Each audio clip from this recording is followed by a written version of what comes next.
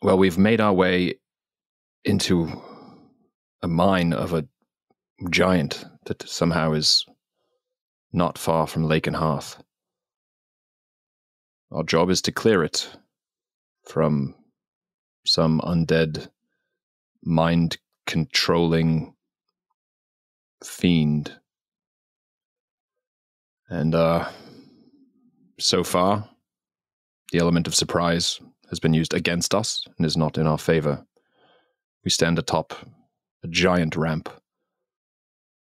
with many undead below, just waiting to try to eat us. So, shall we continue our journey to meet Brink? I don't think so. Yes, yes. Time for Dungeon Dads. Heroes rise, heroes fall. I see 'em on the front line, standing tall. They're risking life and limb to answer the call. But what they fighting for? Don't know, don't care. Just along for the ride, but everyone must stand. I'm gonna make sure I'm gonna win inside.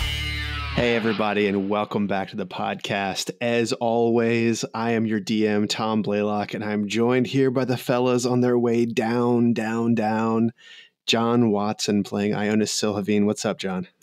Whew, I'm good. Getting the jitters, but ready to take this mine. Yeah, me too. Tim Carr playing the warlock Filnyr and What's up, Tim?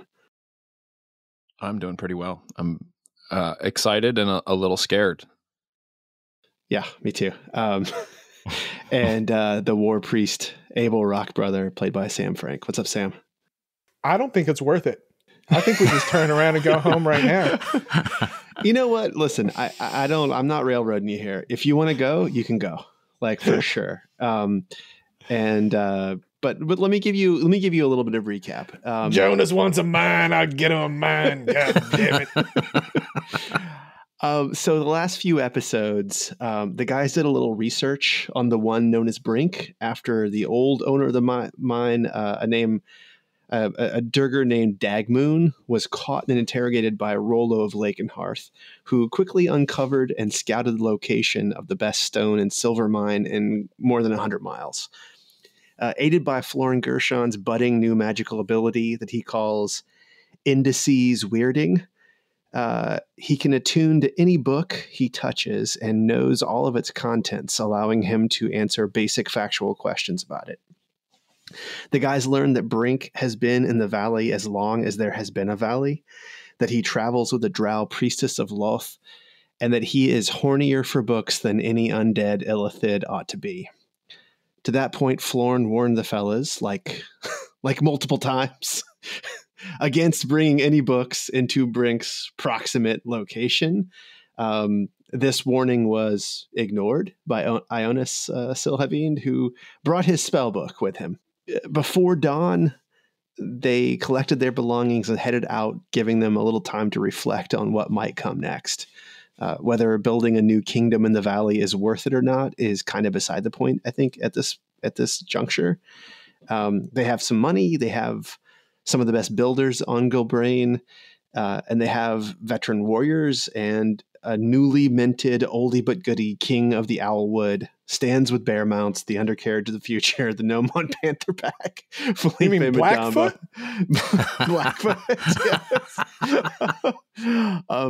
They have the family of Waverly Cloudsack, probably the most powerful wizard in the valley.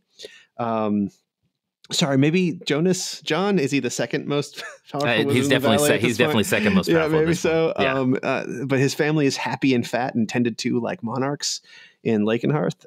They have the respect of the humans in the valley, and they have the blessings of 3 gods, Donatus, Ehi, and Tempest.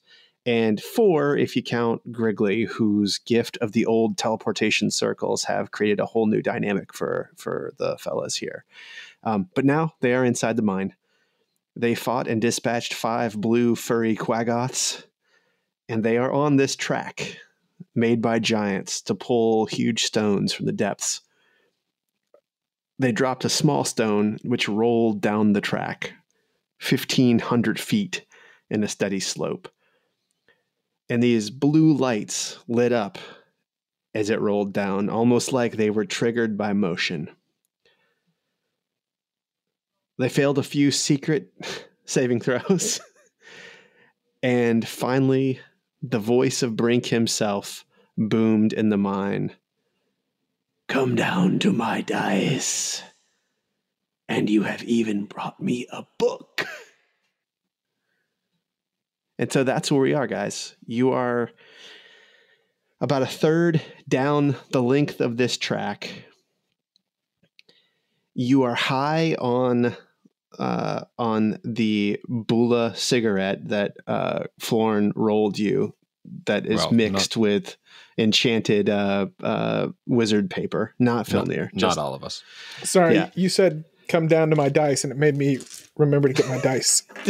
Get your dice.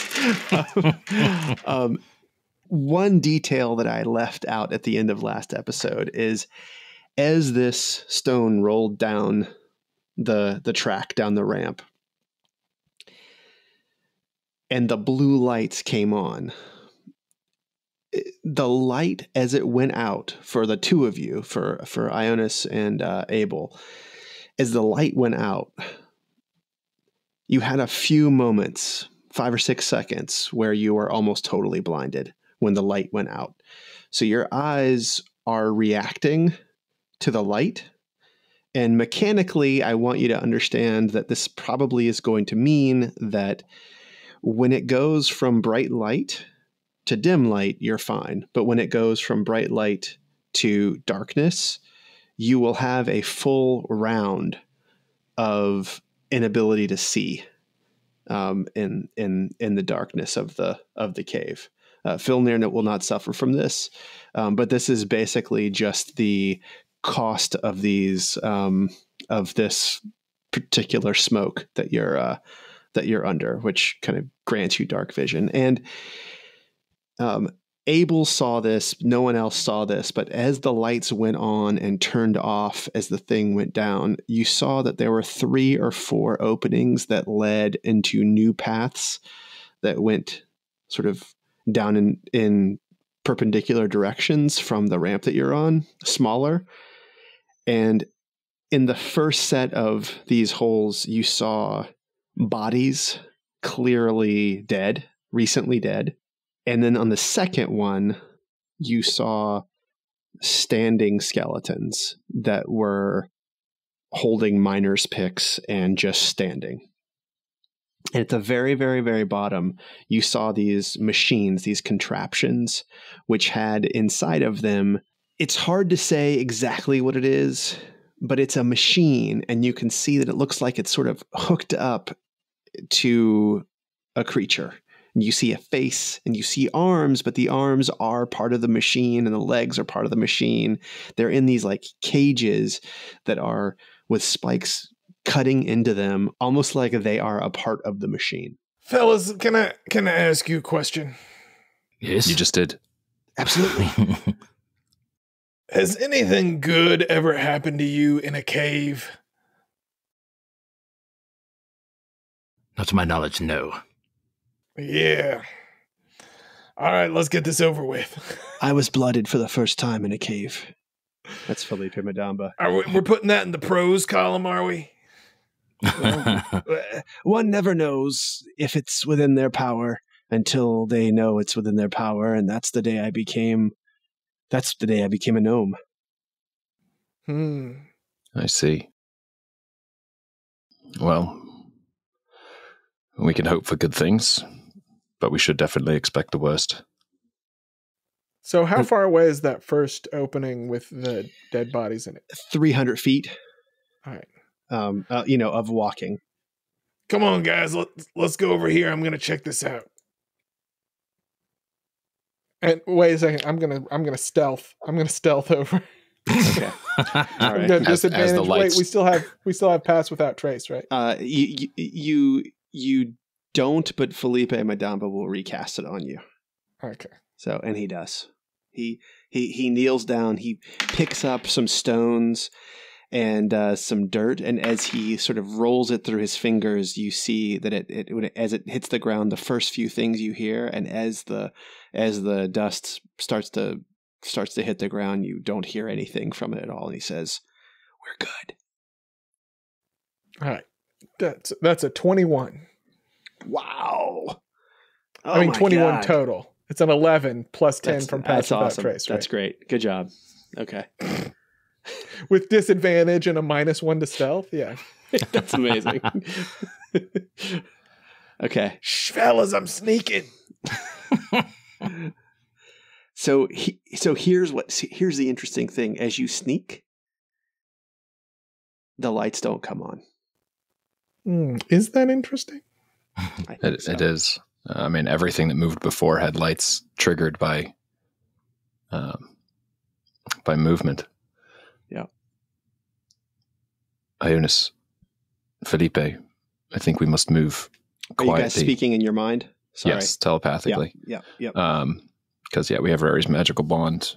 Yep. Ionus This is also like has his ring of mental shielding. Is that what it's Mind called? shielding. Yeah. Mind Is shielding. this going to be like a Robert Redford and sneakers proposition here? Do tell. I only remember that movie had many stars and was terrible. That was the movie that made me determine that if there's too many stars, I won't be seeing it unless it's a Jim So Jarmusch first off, movie. you should watch it again because it's awesome. Okay. It's amazing. It's really good. It's a great, fun 90s movie, highly rewatchable. I'm now derailing John's this about to intense lose his moment shit. right now. John is about to lose his shit, Sam. I'm looking at his face. I'm He just doesn't want to saying, hear about sneakers. There's a He moment doesn't where wanna hear Robert about Redford sneakers. has to wear a heat-proof suit Jesus to trick some thermal sensors, and then he has to move so slowly that the motion sensors won't be triggered. So he has to move like get someone 1 kicked off a inch table, right, John? a second. So is that how Abel's moving right now? Yeah, just real slow. 1 inch a second. Slow and steady. And an hour later, I reach the alcove of dead bodies, just as Pass Without Trace is Are you guys going with him? I'm going to hang back. Okay, he's 300 feet is down at the thing. Yeah, I'm going to go How with far him. back are you going to hang? I'm going to hang back about 150 feet. And Felipe is going to hang back with you. I'm going to use my Pearl of Power as well and get my 3rd level slot back. And I'm going to have Saber land on my shoulder. Okay. So Saber, give me a stealth check from Saber because he's kind of flying down from the main opening. Is that right? Is that where he was? He was down in the tunnel and then he flew back toward me. So he was back out in the big room. Okay. So give me a stealth roll. And then I want one from Filnyr also. Okay. All right. So 14 stealth for Saber. Okay. So as Saber flies from the top room down. Wait, doesn't Saber get Pass Without Trace too? No, he wasn't there for this. As he flies down, you kind of hear his wings flapping, like very subtly, but you see the blue lights come on and follow him down as he flies down. And Filnyr holds very still. I got a 19 plus 10, so that's a 29. Filnyr holds very, very still, and he was sort of standing a couple of feet higher than you, and you see right before Saber gets back down to your shoulder that the lights where Filnyr is standing, they also go off. And you don't hear anything from him. Okay. I'm going to put my senses into Saber, and I'm just going to have him echolocate. He has blind sight for 60 feet. Okay. All right. So as soon as he echoes, he does his echolocation. Even though to your ears you can't hear it, it goes out like 60 feet. Is that right? Yeah. Sorry. So in a 60-foot circle around Ionus, the lights suddenly come on. And I send it mentally back. I go, "What are you guys doing back there?" Testing the waters. Damn it. I never thought I'd be the one telling you guys to be quiet.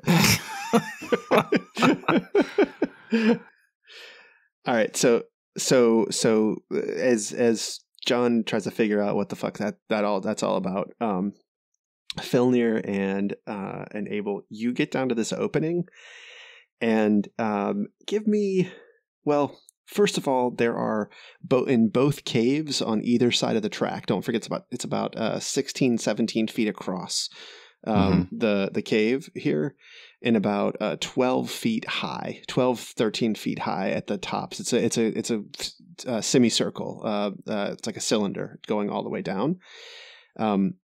Just on opposite sides, there are these two caves that are about 5 feet high and about 3.5 feet wide. So very, very narrow. And you just see a pile of bodies there. And they are wearing, they're not Durgars for sure. They don't look like humanoids. And their armor is red, like bright red, like colored in blood. They don't look like humanoids. They do not look like humanoids. But they have What- armor. What They do do they have look armor. like? So You've told us a lot of things they don't look like. So like that's the thing. It strikes you at first. If you flip over one of these dead guys, I will give you more information. Yeah, I'm going to flip that mofo. Okay, as you flip him, I'll flip him for real. As you flip him, the lights around you come on, and then they Does stay he make a on. noticeable clatter when I No, flip him over? no. It's just kind of like, I mean, you're very careful, I assume, as you sort of flip him over, try not to make too much noise. He has red skin, and he has these two bumps on his head that clearly had once been horns that have now been sort of cut off. Abel, give me a history or religion check.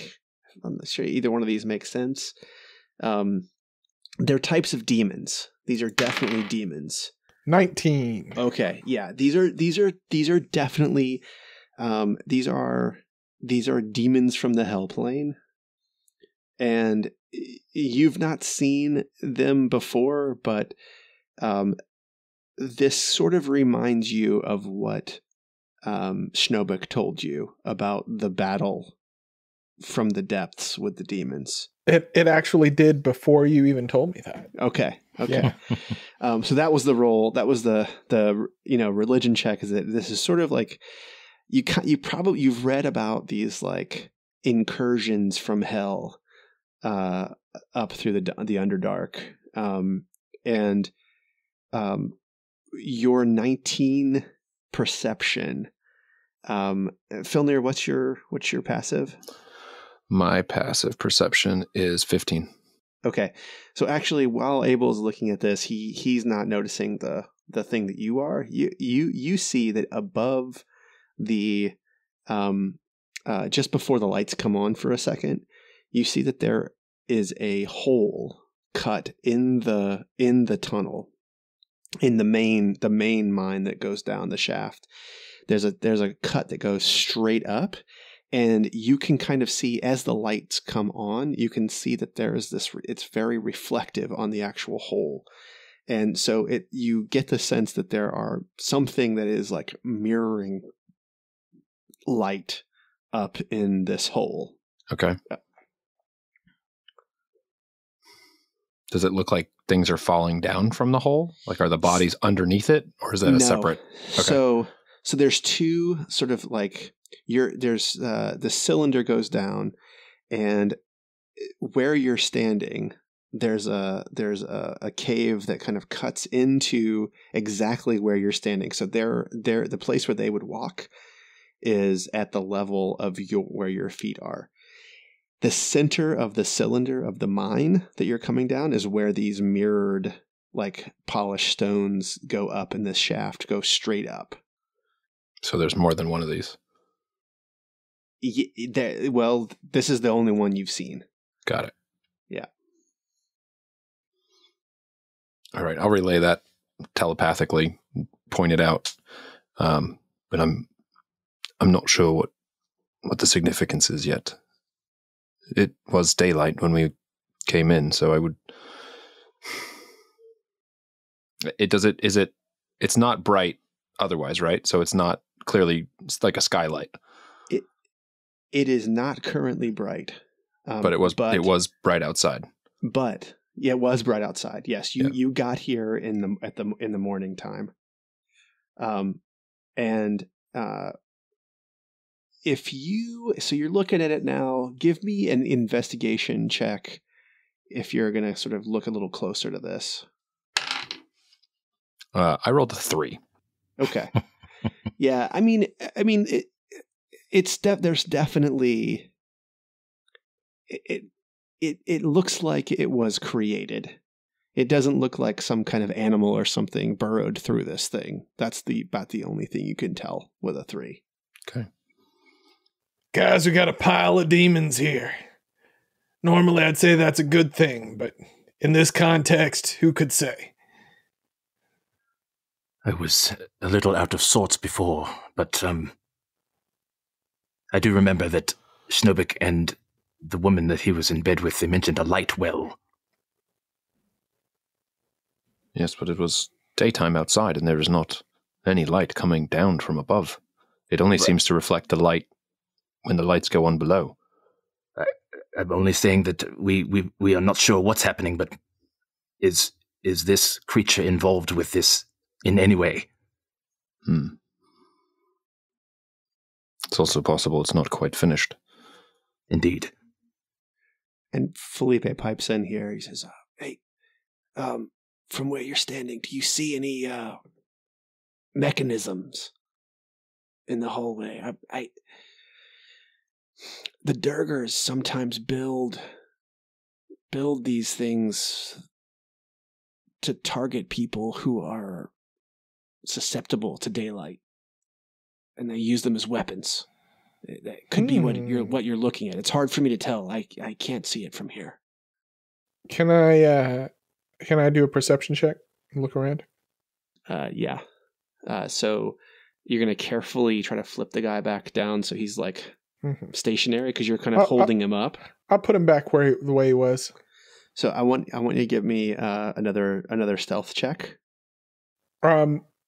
Before that, though, let me ask, did I see any sort of like insignia, anything, any identifiable markings that I can file away? I will... You give me a perception check. There's interesting things about 16. these guys. Okay. Yeah, so there's interesting things about these guys. I will say that the thing that really sticks out to you is these weapons. They look like... Now they're very sharp. They're swords. They're a little bit longer than a long sword might be. But it looks like the early part of like smithing a weapon, it's sort of a long, flat iron bar that has been wrapped with leather at the bottom of it. And it's very, very, very sharp and very hard and very heavy, but it looks like Screwed. It's screwed up. It looks like it was made by someone who didn't know what they were doing, except they clearly did, because you could cut a hair with this thing. There's no aesthetic sense of this thing. It is all practical, used to cut creatures. It's not a tool, it's a weapon, but it's like you've not seen anything this well crafted that was also so kind of ugly. Like no one took care in creating this thing. And all of the creatures all of these demons have weapons that are identical to it. How big are they? Are they throwable? You could throw it. It probably weighs... It probably weighs 11 pounds. Like an average longsword only weighs about 3 or 4 pounds. Right. This thing probably weighs about 11 pounds. It is made of iron. It is not made of steel. Got it. It would not be a thrown weapon. Right. Yeah. If Can that's what you're asking. You tell me if this is Arcana, history, or religion. Okay. But what type of creature would iron weapons like this be used to fight? Okay. Give me Medicine. history. I'm really good at medicine. Give me history. And then you can give me a medicine check. Six Okay. for history. Medicine. Natural 20. Okay. That's a 28. So in your knowledge, you've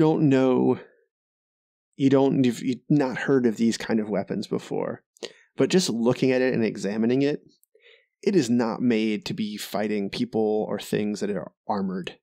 Like this would hit steel and the edge will crack. The edge you could maybe even break this damn thing. Great steel bends when it hits on mail or plate. This looks like it was made to cut through leather and skin and bone, and it could do that incredibly well.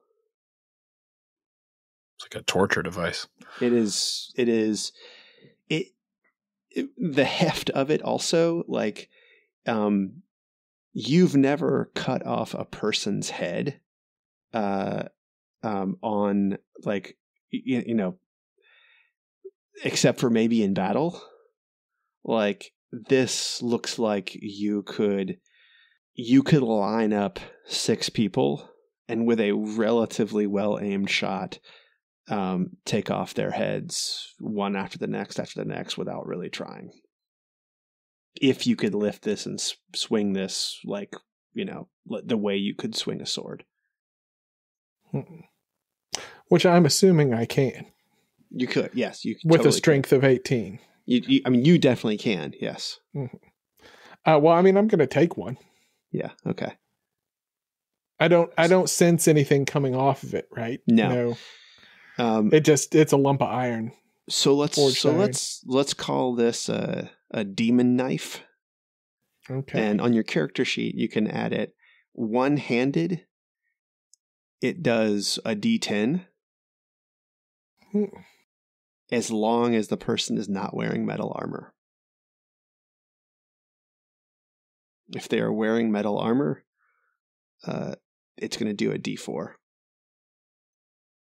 And it will be bludgeoning damage and not slashing damage.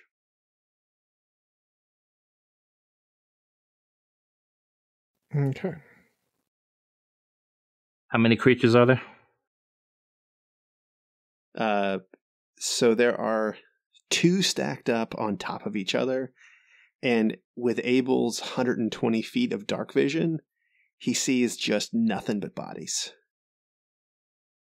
along this cave. I mean, this looks like a good weapon, but clearly it didn't do these guys any good. Yeah. And Felipe says, "Do you see any mechanism?" Oh, right. I'll look around for a mechanism while Abel's examining all those. Yeah. All right. Weapons. Give me a perception check. And John, give me a perception check for Jonas too. 13. Okay.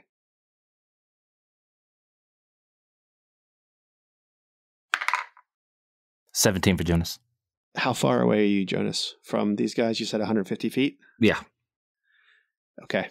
Filnyr, about 10 feet up the ramp, you see a chain on the wall that kind of blends in a little bit on the wall, but it's now that you see it, you definitely can see that there's a chain there that's sort of hanging down. I'll relay that to Felipe. Okay. Pull it. See what happens. I'm going to close my eyes. Okay.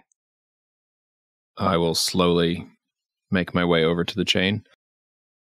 Wait a second. I'm going to close one eye. You guys are gonna go full pirate mode. I will relay telepathically that I'll move over to the chain and stealthily make my way there. Okay.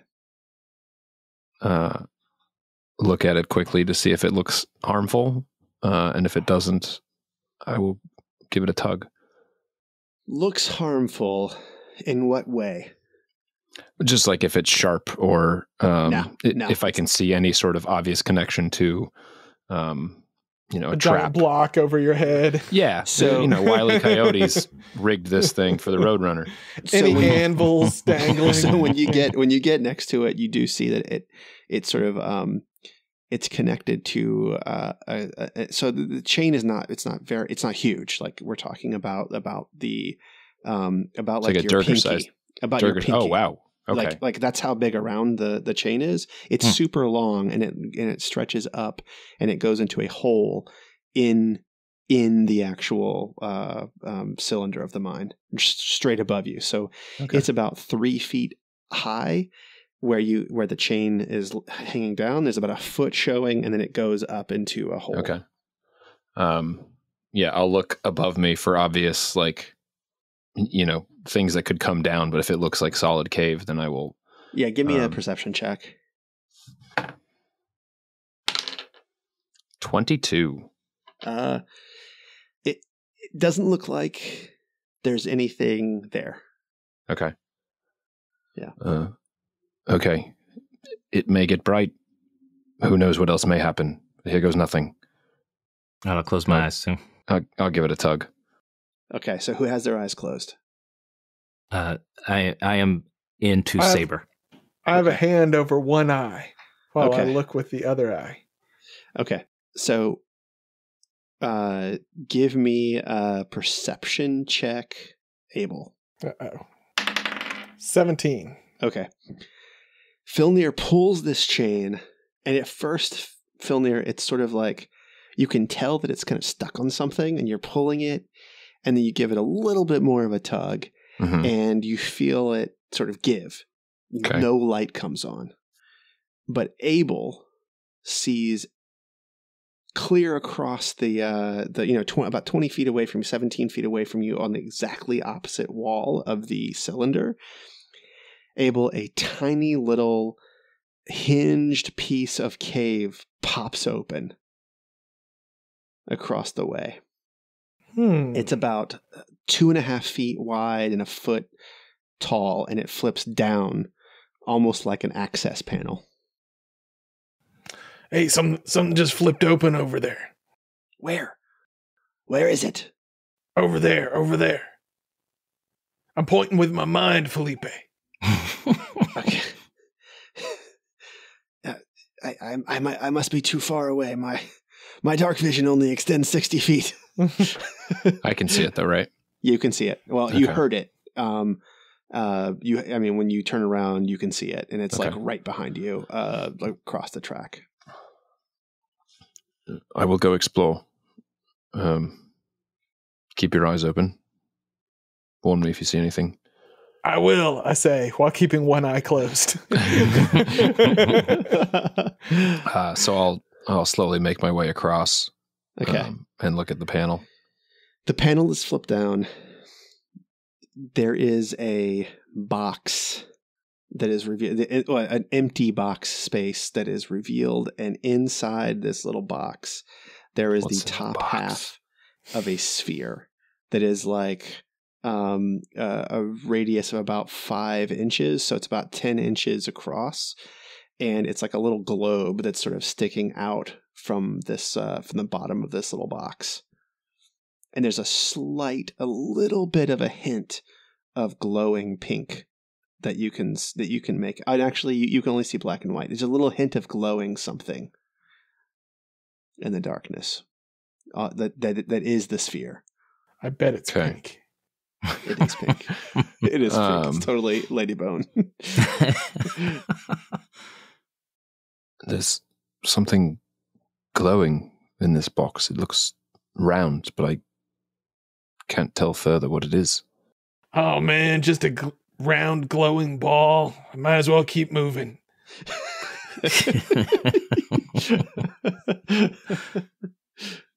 I'm just kidding, Filnyr. Touch it. Okay. I have some hesitation, but here goes nothing. And I'll reach in and touch it. All right. So give me a dexterity saving throw. Oh, boy. It's like if we can find a way to bring some light down into this cave, it'd be real helpful. I got a 6. Oh, shit. Okay. When you touch it, nothing happens. And that's not true. When you touch it, the light sort of shines a little bit more. It's hard to see from very far away, but this box is now sort of pink. It's coming from the sphere, and you kind of like, you're close enough to it, you can kind of see into it.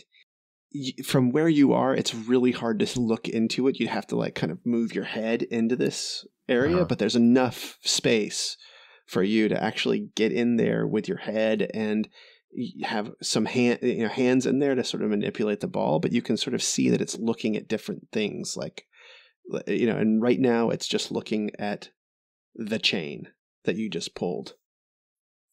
A sphere is looking at a chain? You can see the chain behind you in the sphere. Got it.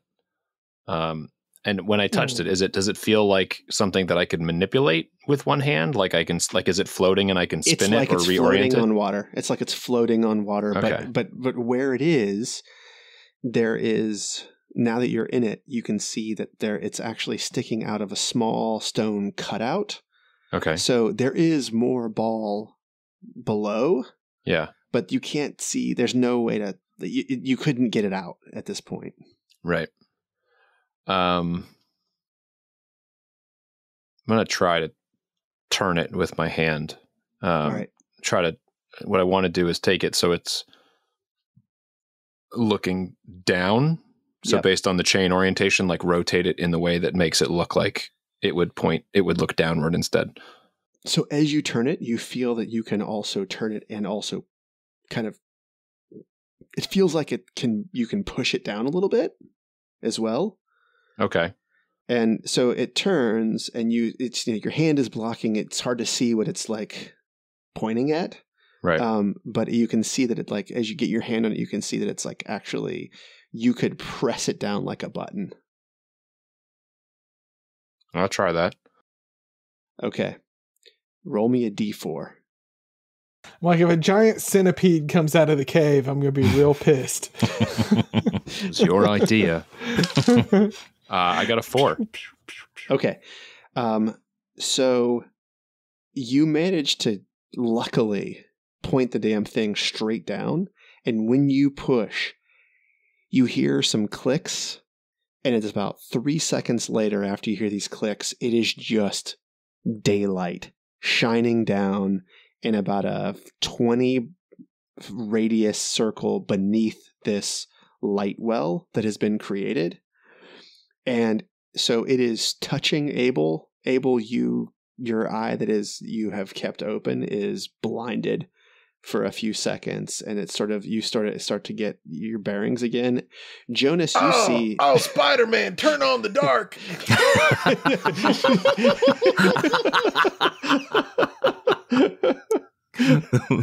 and Jonas, you see that, like, even from where you are, it's almost blinding how, like, it's so bright. You hear this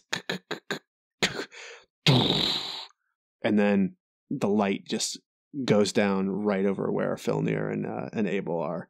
And it's like, it's grungy in here. You didn't get a sense of it before, but it's like creosote. It's like the inside of a wood burning stove, all along the ramp and the cave and everything.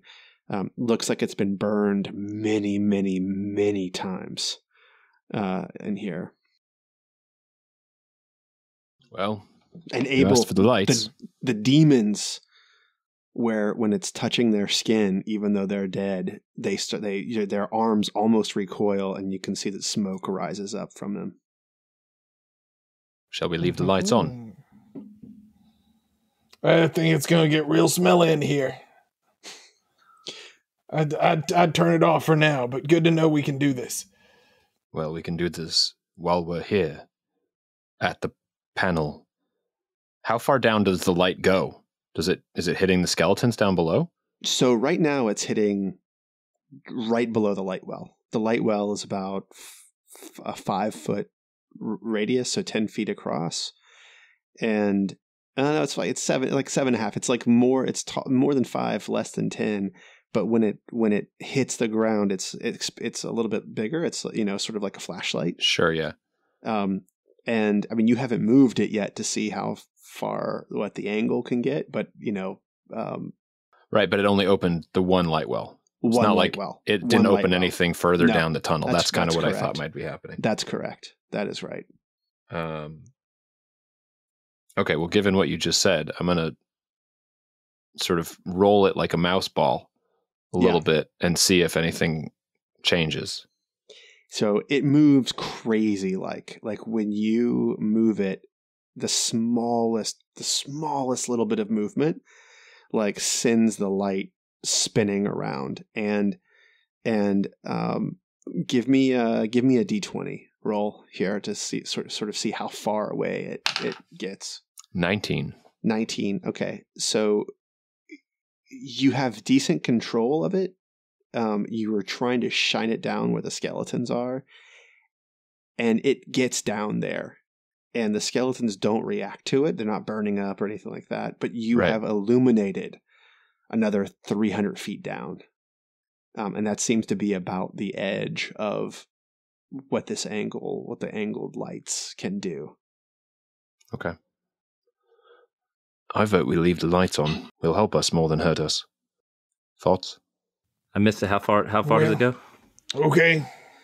It's about 300 feet down the thing. It's bright enough that it could, I mean, hell, if you could somehow get it in the tunnel, you could shine it all the way down. I was saying, it strikes me this is built by the folks who live here to fight against these demons. See the way they're smoking when that light hits them. My guess is this is something they use to protect themselves and probably won't be too much use for us except letting them know we're here. But you never know. I don't know if there's vampires or something down there. But also, I think we might want to be on the lookout for more of these things on the way down. Indeed. Also might have shot herself in the foot. This is awful bright for me right now. Your eyes haven't adjusted yet. Yeah, they've adjusted. It takes a full round for you to adjust for the. I mean, here's the thing: if we're out of the beam, I'm not sure how that works with just the spotlight, just even in our vicinity. Like as long as we're not looking at the part where it's illuminated, or it's bright light within 300 feet. No matter where the thing is spotlighting, it is way brighter than bright light. It is essentially as bright as the daylight spell, except you're not taking damage from it. Okay. Shall we progress further down? Let's go down. Let's go. Filnyr, does the light stay on if you remove your hand? Let's find out, and I'll pull my hand out. Gone. The light is off. Oh, well, there we have it. It's a weapon as long as there's someone to man it. I'm going to fly Saber onto it real quick. And as Saber flies down, the lights come on. The blue lights come on, and Saber is in it. And he's in the box, right? Yeah. Okay. Yeah, he's in the box. And he pushes it. He's not strong enough to push it down. Okay. But he can move it, and from where he is inside the box, you actually can see like exactly like he can look exactly where the thing is going to be targeting. Ah. Okay. Interesting. It's almost like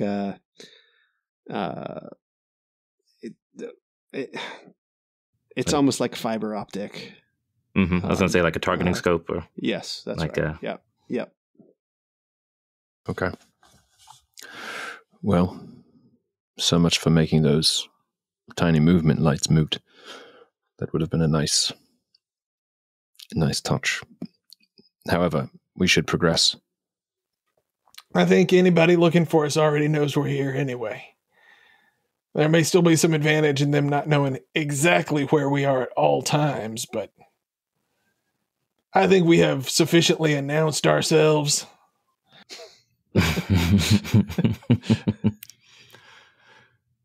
All right.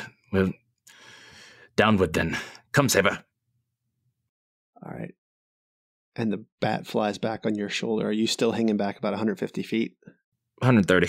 130? Okay. She's inching a little It's edged closer. a little closer. Yeah.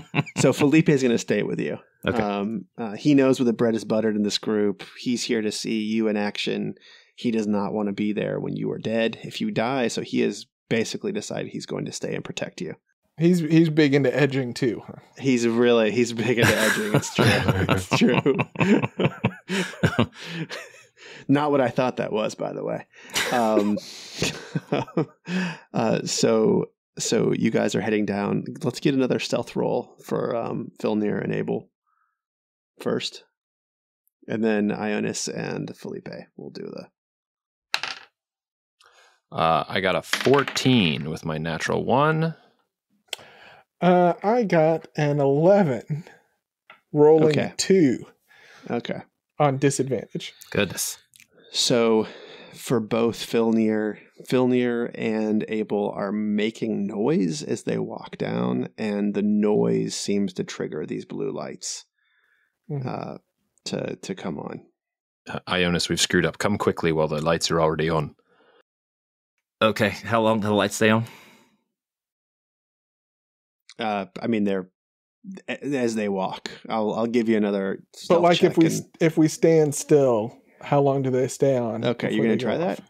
That's smart. Yeah, if the lights are on, I can just kind of run. We can run to them, and the lights are already on anyway. So Yeah. And we So do. you Do we guys still just have walk Far Strider on fast. us? We did have yeah, it at Long one Strider point. still on. Long Strider. That's what it's called. Yeah.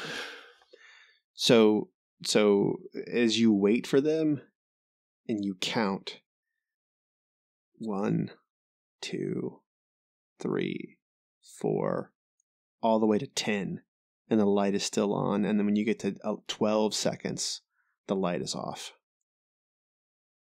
Convenient multiple of 6. Yes, indeed. Okay, so can we get to them? Yeah, they can mean, wait for you. They can yeah. wait for you if you want to get up to them. Yeah. I was just looking.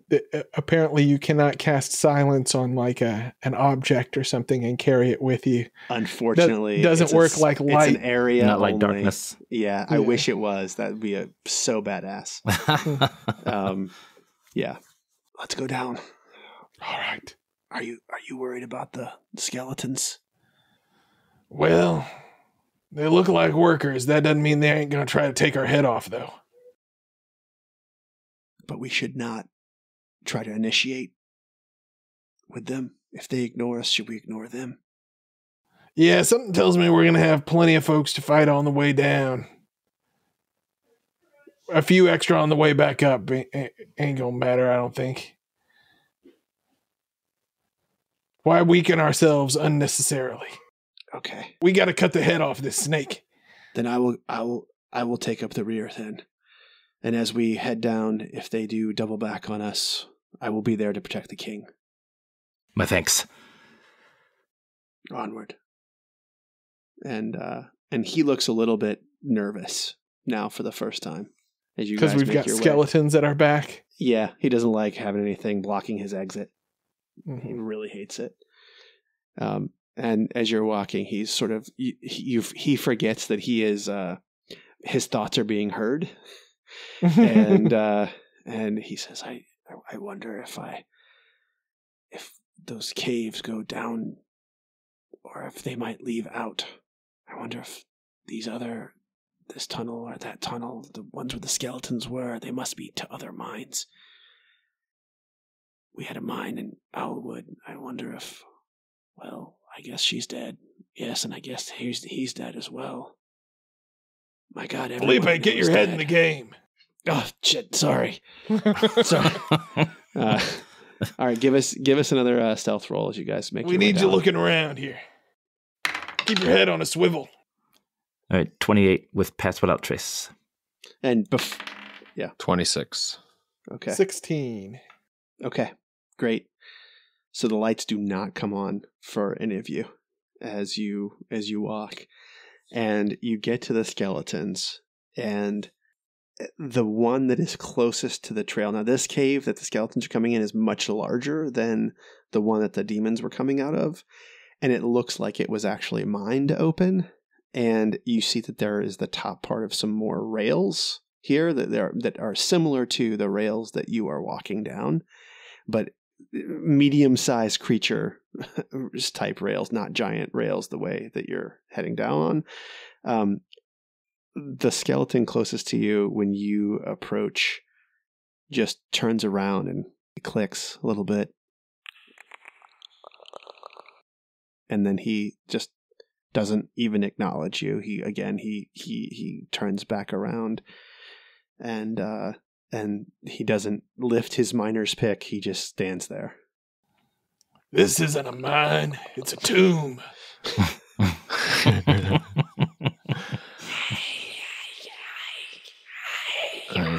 And as you cross them, it's so, they're not really talking to each other, but they're making these sounds with their jaws, and it's really creepy. And you can see that, like the other cave, it's just chock full of skeletons. It's just chock full of things, and you can see that it sort of heads down at a much steeper slope than the one that you're on now.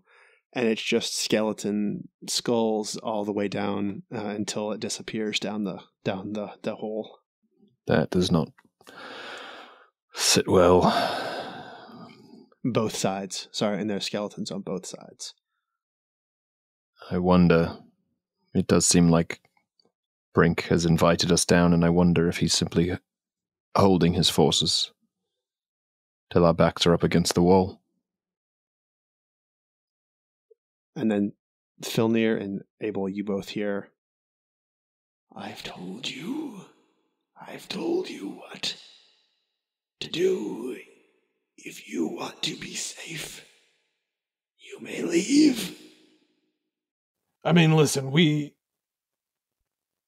if we get to this guy and take him out, maybe we don't have to take out every single one of his forces. I think our chances are better at doing that if we don't fight his entire army first.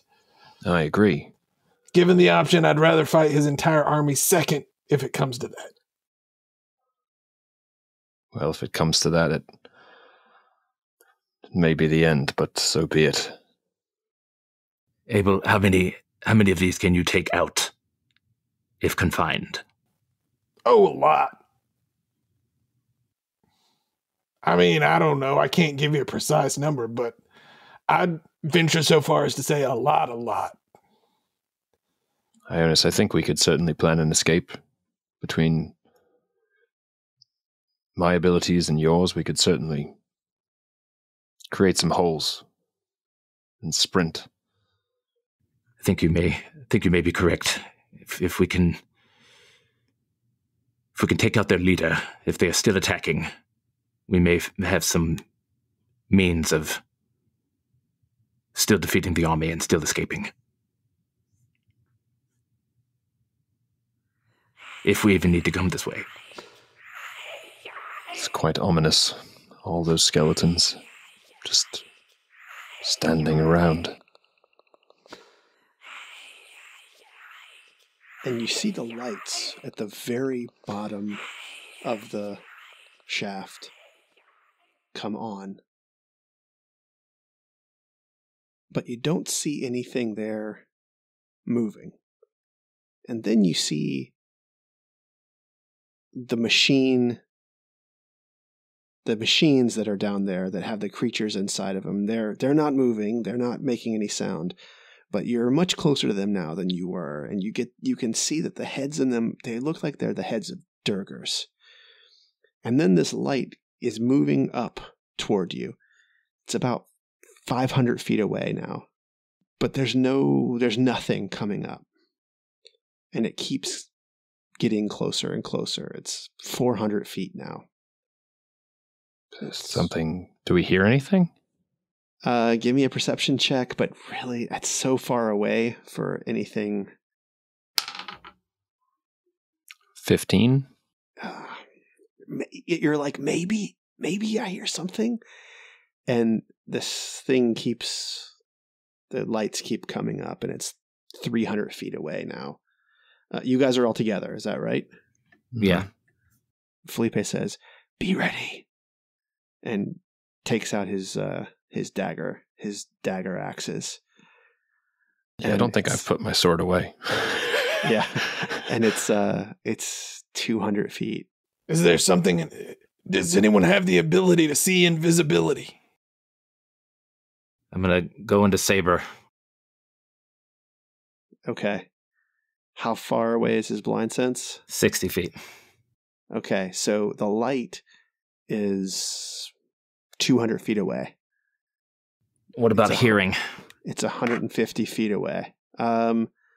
What's his hearing? How far can he hear?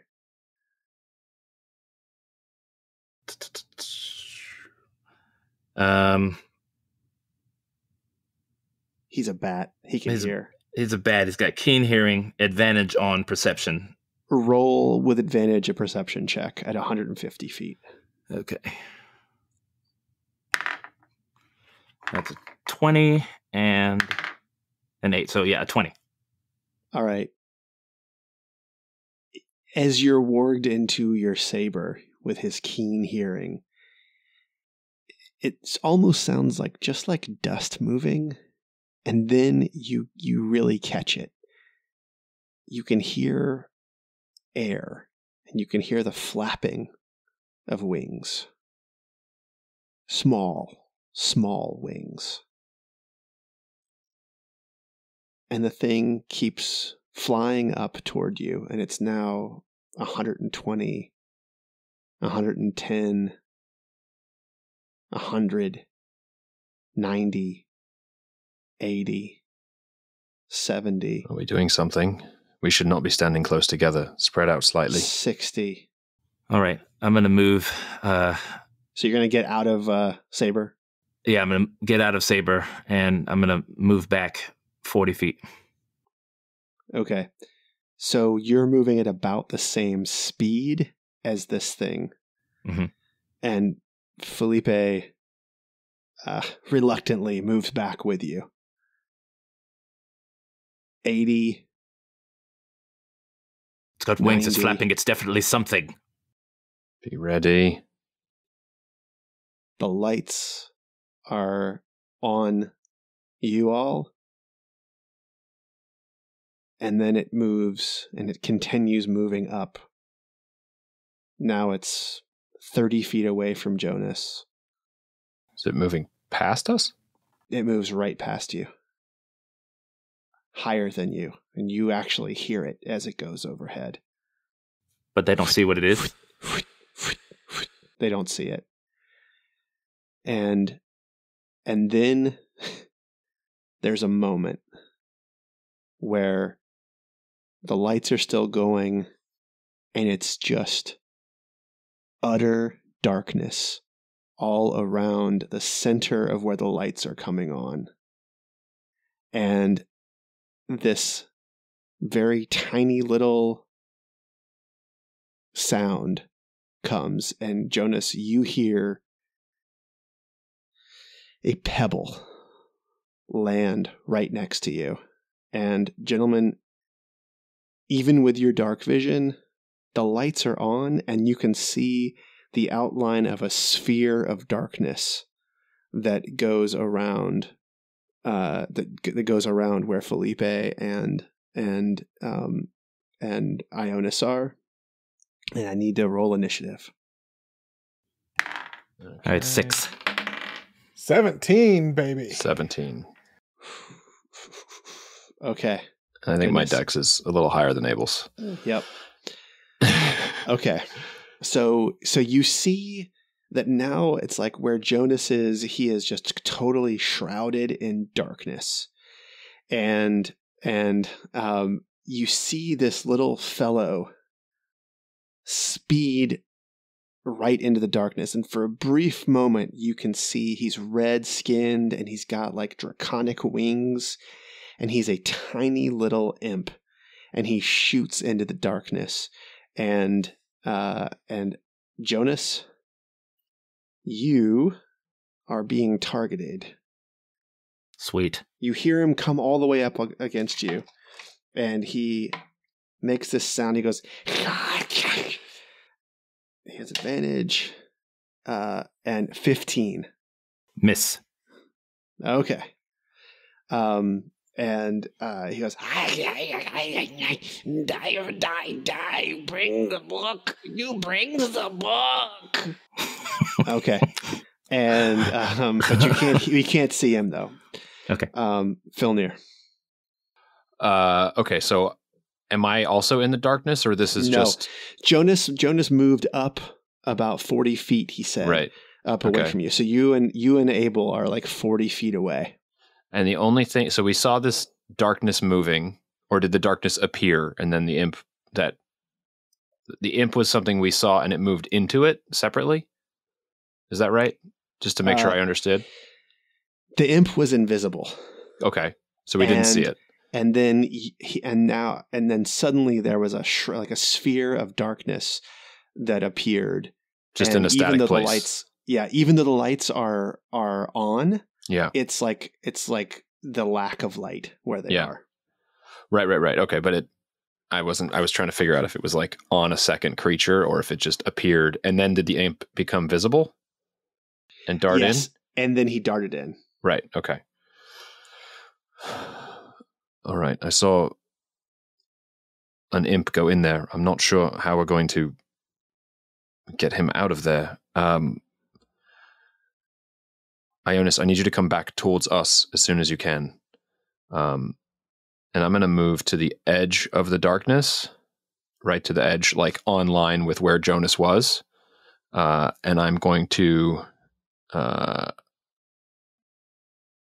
ready an attack. On what? On that imp. The imp. Okay. All right. I mean, I would say on anything hostile that comes out. Anything hostile that you see?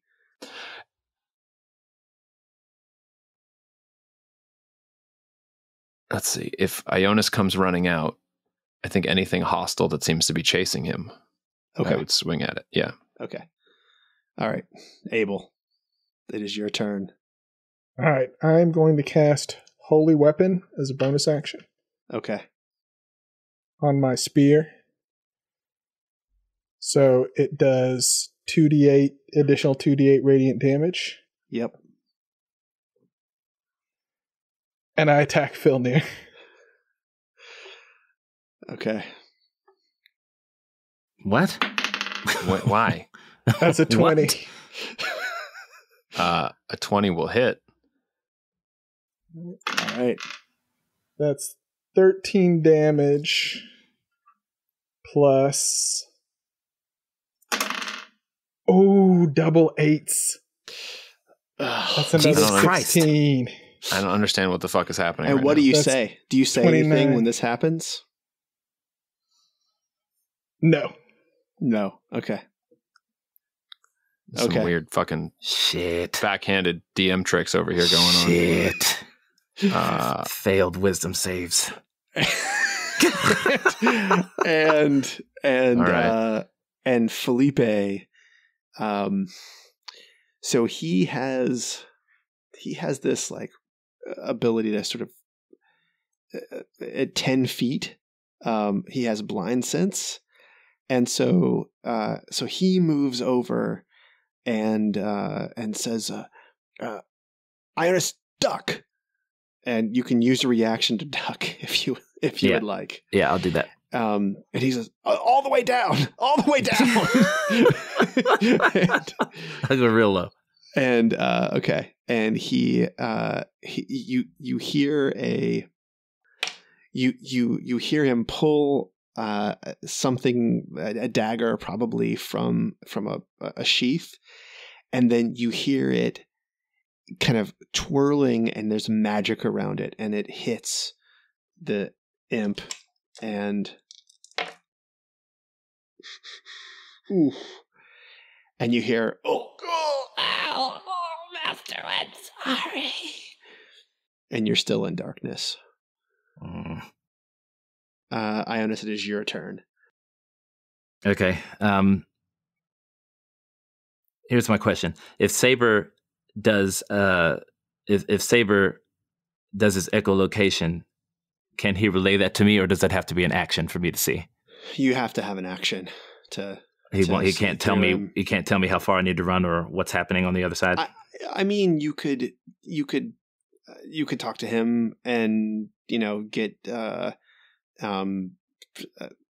he could Can send approximate it for you, right? Yeah, Right. he could tell you, but he can't tell how far the darkness is. Sure, but he can tell me where other bodies are. Like Sure. he knows Cool. Filnyr standing right Close there. He knows enough for where a Felipe fireball. is. Yeah, and he also heard, Darkness doesn't prevent you from hearing things. hear. Right? Yeah, hear. You can hear everything just fine. Okay. So you heard Filnyr say, "Come out." And Okay. And did I hear also Abel attack? You don't know what. Although I am holding a glowing spear that is emitting light 30 feet in all directions. Oh, what level is it? What level's the spell? Yeah, does it say that it cancels darkness? Well, he's not in the no, it darkness. just says though. it emits a bright light in a 30 Okay. foot radius. Okay. So, you just heard, normal sounds of fighting. Yeah. Okay. The darkness did not go away, but it sounded like the thing died. Filnyr told me to come. Saber is going to echolocate and give me a sense of what's happening, and I'm going to disengage and run to Filnyr's voice. Okay. And I said it before I moved closer. Yeah. So he would run past me, presumably. Unless he'll run past you, but here's the thing. So you're going to run. Is that right? I'm going to move my 40 feet. Okay.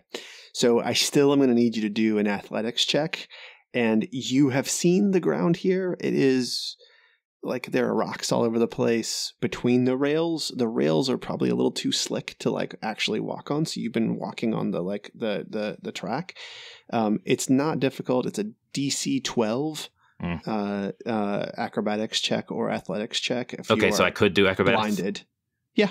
If Okay. you're blinded. Okay. Here we go. It's a 16.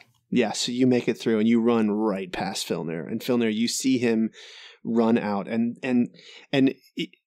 here's the weird thing about what's happened is, these lights came, the blue lights lit up. The imp became visible for a split second before he dives into this darkness that is around Jonas. Filnyr, you move up to the edge of the darkness, and then just out of the corner of your eye, you see your friend Abel with his spear glowing, and he swipes at you and hits you right in the back, and doesn't say a damn thing. And we are back to your turn, Filnyr.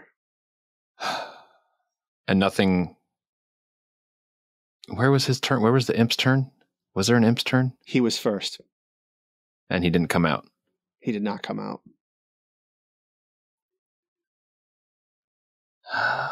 Fuck. I have an idea, but I don't know if I want to waste the spell slot on this. Does Abel still look aggro? So you're looking back at him. You've seen him like this every time he's been in a fight. It's calm, cool, collected, just doing the business of war. Ionus, I think something is in Abel's head. He just attacked me. And I will, I'm going to cast Shadow of Moil. On yourself? On myself. Yeah. Okay. All right. The foggy darkness surrounds you. This is epic light and dark. Yes. Like if I could draw comic books, this would be pretty sick. Mm-hmm. And is that a bonus action or an action? That is an action. Okay. So I no longer have an attack or anything. And does it give you, well, anyway, I'm heavily obscured now, so you can't see me. So any attacks against me are at disadvantage. Mm-hmm.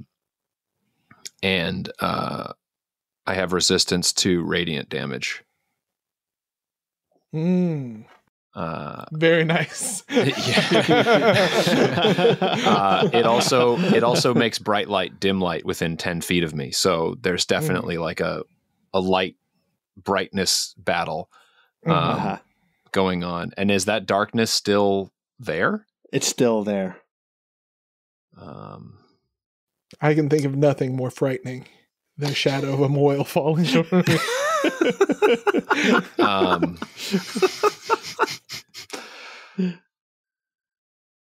Yeah, I'm debating, like, do I step into the dark? But there's no double disadvantage. So at this point, that's moot. But I also, if I move away from him, he can swing again, which he's probably going to do. Yeah, that's it. I already spoke to Abel in my head and Felipe. I don't know how to get Brink out of Abel's head. All right. That's my turn. And Abel. So Filnyr turns around. He has this look of dread on his face, and then suddenly licking tendrils of shadow surround him, and what's left of the blue light sort of dims down into just black and white, like dimness around him, and your weapon is struggling against the darkness. Struggling against the darkness, and you know exactly where he is, but he's going to be hard to hit. All right, I'm going to try to hit him. This is with disadvantage. That's a 9. It's actually a natural 1. All right. And it just like whips through the shadow darkness. And Ionus, you see Filnyr, you run right past Filnyr. And then you see that he is looking at Abel, and he doesn't say anything to you other than, like, he needs to get Brink out of Abel's head, and he becomes a shadow, and Abel in all of his glory is brandishing his spear, and you hear Felipe's voice say, I think it's on a pebble. I heard it hit the ground. I'm looking. Now, I'm not done with my turn yet. Okay, well, and then his spear whips through the darkness, and Abel.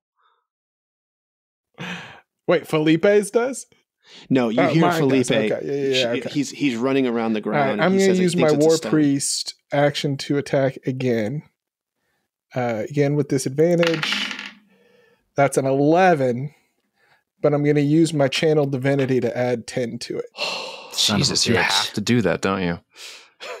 This is fucked. Son of a bitch. So that's a 21. That'll hit, as it did before. So that's 16, but it's actually only 13 because you have that's divine. That's not. Yeah, that's not radiant. But this you'll get half. My 2d8 from the holy weapon. That's 6, so you take 3. Okay. Fuck. 19. Jesus. Okay.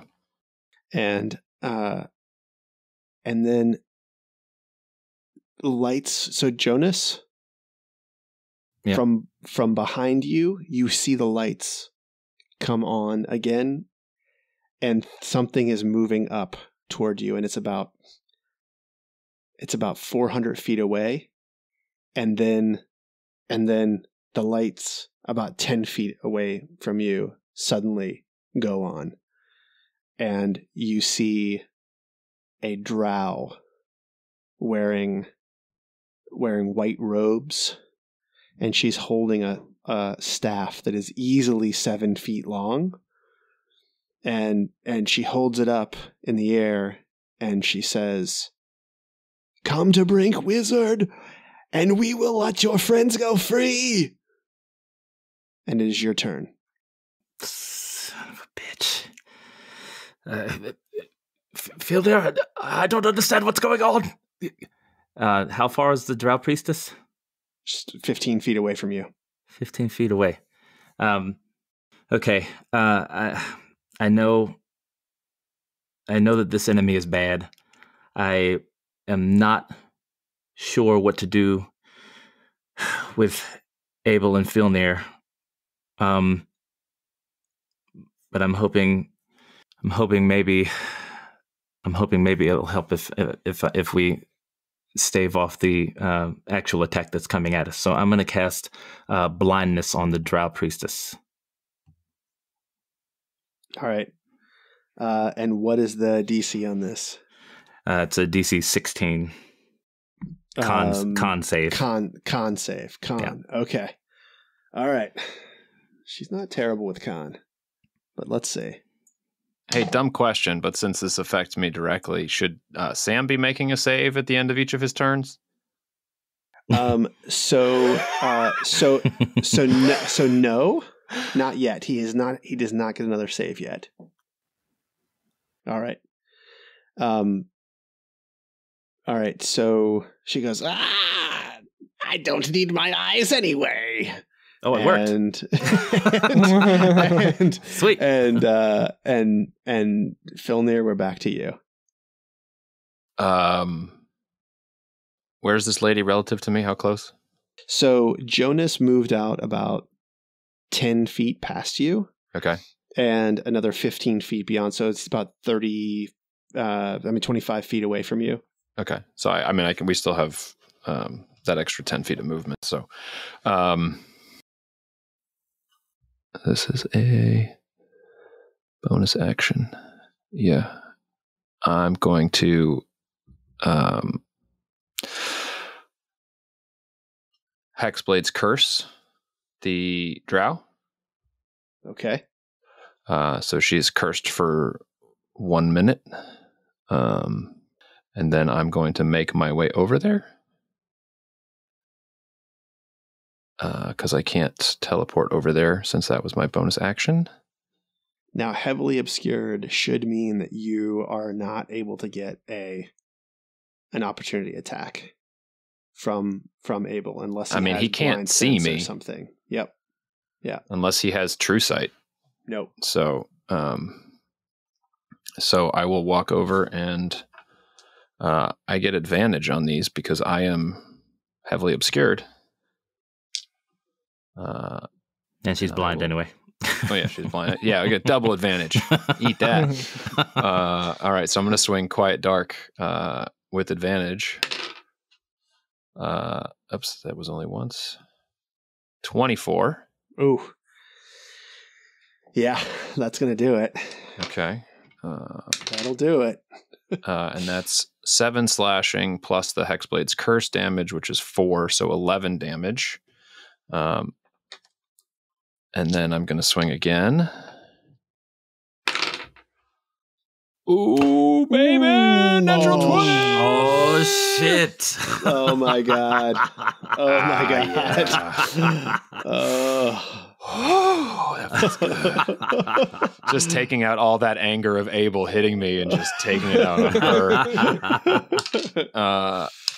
So that is, it should double the Hexblade's Curse too, I think. Yeah, it should. If it doubles all the damage, but that's 18 slashing damage plus another 8. So 26 if it doubles everything. Are you doing anything else with this? Sir? I'm going to smite it. Yeah, do it. And you're doing double the smite damage too. Oh, yeah, for sure. Yeah. And that comes out at 5th level. Oh, the only problem is it's a 5th level spell slot, but I feel like I have to, right? Yeah. Okay, wait. So let me get this straight. It's 18 plus 4 is 24. Well, it's plus 8 because it's double the Hexblade's Curse damage. So, Okay. So 26, and then the first one was 11. So she's taken 37 damage. Okay. And then do I smite or do I save it for Brink? No, fuck this bitch. Just do it. You got holy weapon. Yeah, it's true. I got that. I'm going to roll these twice. It's 48. That's 21. Roll those again. Roll it again. It's 5d8, right? Yes. So there's fifth level? that's right. That's right. 48 plus 1 in roll 20, it separates them. And then another 25. Holy shit. All right. So that was 46 damage on the So So, and then tell me how it also knocks her down or something. Is that right? Yeah, it makes her go prone. Okay. So this drow is walking up from the dais, and she is invisible, and then she teleports right next to Ionus. And then Filnyr, in his smoky blackness of the shadow of Moyle, decides he's not going to attack his buddy who's attacking him, and he instead moves over and he swipes at her once, and he comes down and swipes at her hard, and she falls back, and it's like an explosion of years and years and years of Breen Valley evil that just like explodes out from her, and she lies dead on the ground. Yeah. Holy shit. Now here's part of the reason I did the Hexblade's Curse, because if she dies, I get my hit points back. So I get my charisma modifier 4 plus my warlock level, so I get 15 hit points back too. Yes. Wow. Ooh. That is Wow. actually Clutch, really, baby. really, really awesome. And you hear in your mind at first, Filnyr, Abel, and Felipe here. No, my love, I was going to give you the worm into your brain and make you with me. and You guys are and romantic. Then, yeah, and then the whole mine rumbles, and you hear the way you heard the book nonsense earlier. You hear, and now you die forever. Priest, bring her back to life. Oh, son of a bitch. And Counterspell. Right? and Abel, it is your turn. All right.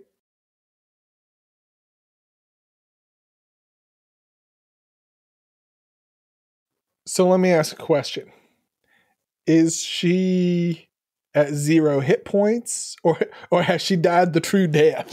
She has 0 hit points. Okay. I didn't 0 think I hit would points. double her HP max at this No. level. No. Yeah.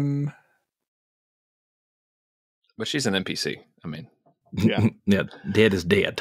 We're gonna allow Revivify. no, I like it. I like it for story. Yeah, we're gonna though. allow Revivify. Well, this on is my question: is do I need to cast Revivify, or can I do it with a healing word? No, it's not. And would I It's know? Revivify. It's It's certainly Revivify. Revivify. Yeah. Okay. Yeah, that would be Yeah. lame. I'm not AF. gonna let you bring it up. You have 1 hit point. Yeah. Okay. This would be the fight that never ends. So yeah, I will go over and cast. So how far away are they from me? 25 feet. Okay. So I walk over the 25 feet. I reach down and I pull a diamond out of my pocket. 300 gold pieces. And I touch her and I say, Tempest, bring this foul creature back to life. What the hell are you doing? And I cast counterspell. Okay. All right. And she does not return to life. Does my do I lose my diamond? You lose your diamond and you lose the spell slot. Yes. My love.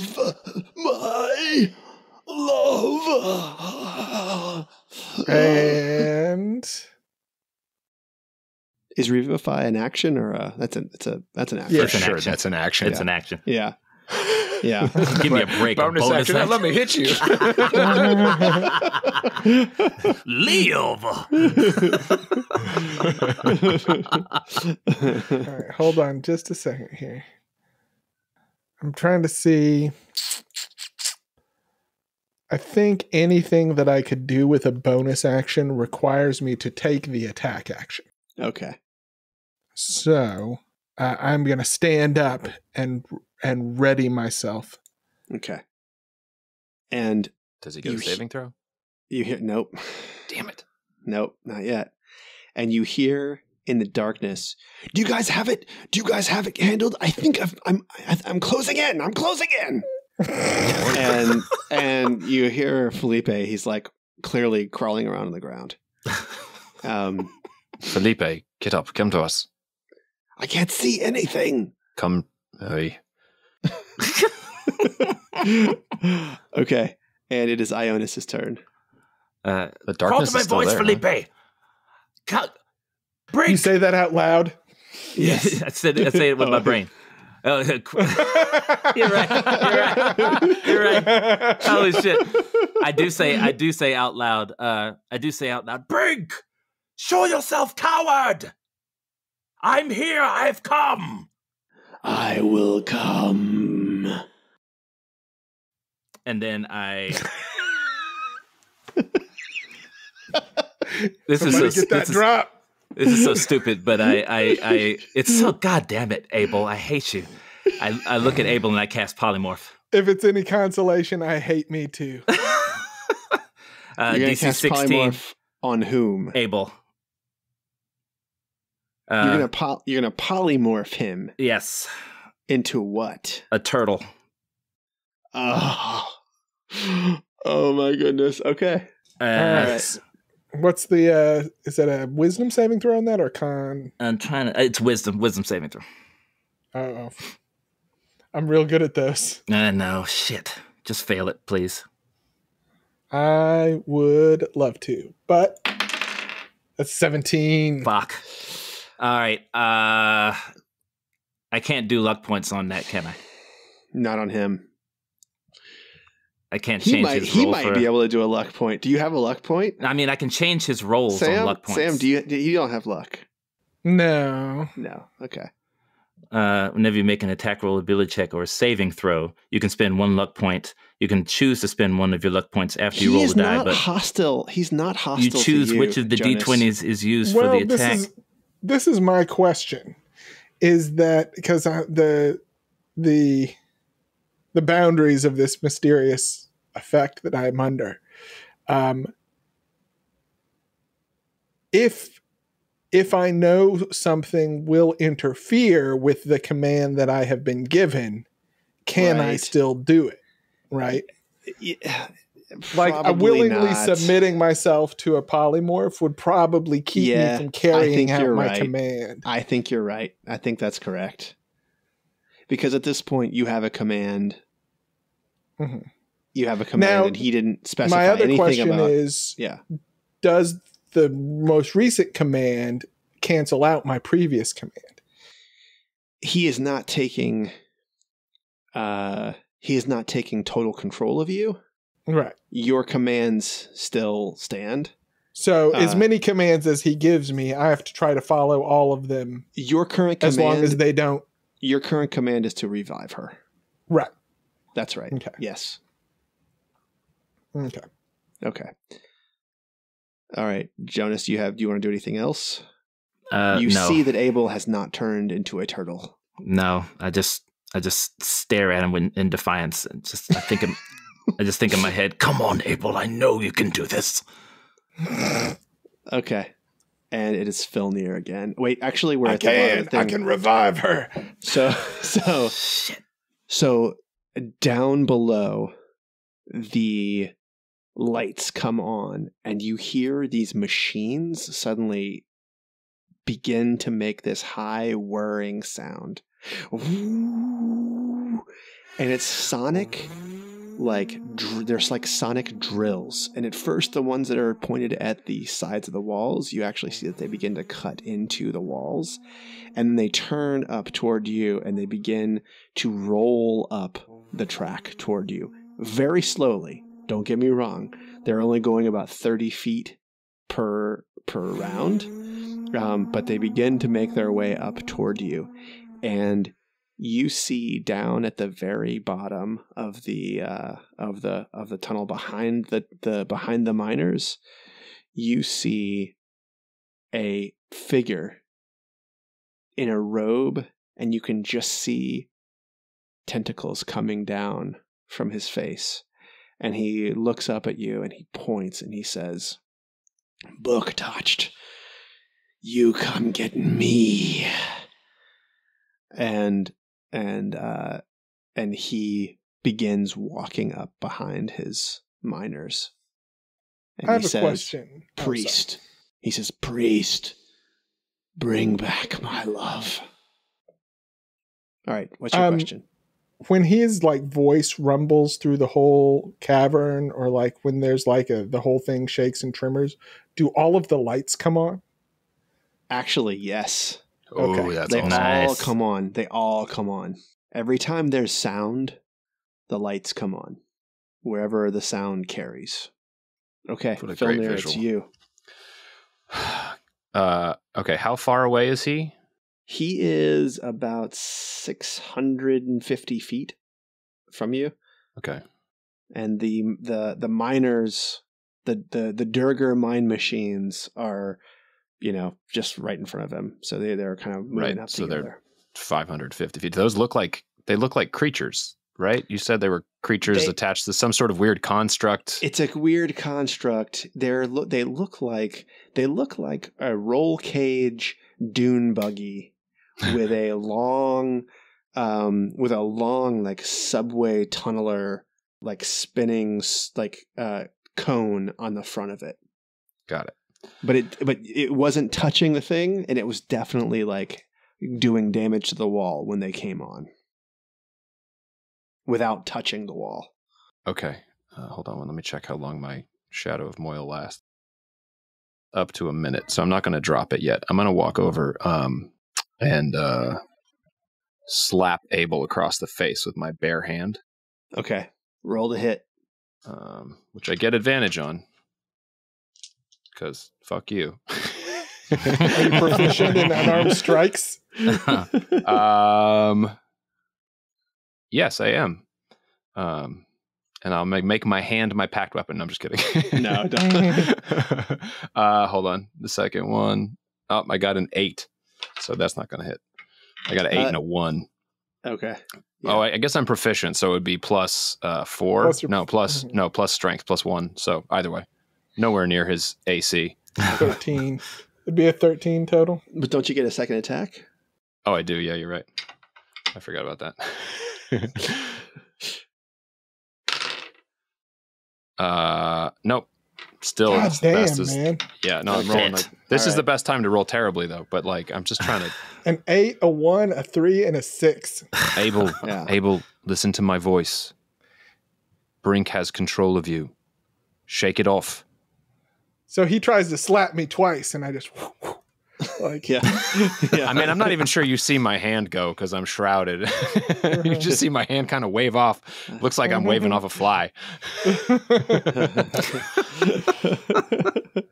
Sorry, I thought I saw a mosquito. I swear. All right. So the miners are coming up the ramp. Brink is coming up behind them. Abel is standing over the drow priestess, and you hear the voice in your head say, "Bring her back! Bring her back!" I get another diamond out of my pockets. I got diamonds for days, fellas. And I cast Revivify again. Fuck, and I Oh, counterspell it fucking again. This is Tom's dream right here. Oh, right here. Just burning Son of a resources. bitch. And he says, "If you must take the book touched out to bring my lady back, then do so." And then you hear Felipe Madamba say, "Holy shit, I got it!" And the darkness behind you goes away, and he has his hands cupped over something, and then he picks it up, and it's darkness again, and he covers it up again with his hand. He says, "It's a stone! It's a stone! What the fuck is going on?" And he looks out and sees you all, and then he pulls a dagger out, and he says, "Wait, Abel? Who? What the fuck?" Abel's under control of Brink. And then he just tosses his dagger right at Abel. And Really, you should just put the darkness on her because then Abel can't see her. Can't right? see He her. needs to see her for Revivify. Put it in her pocket. Did you guys see that? No. That roll? I rolled a natural 1. He gets another attack, but that's just unbelievable. Does he have another dagger? He does have another dagger. Yeah, he has had a 9 bunch of those. 17. That will not hit. That picks off of my He's armor. got that heavy armor and the shield. Yeah. And he says, he's under magic.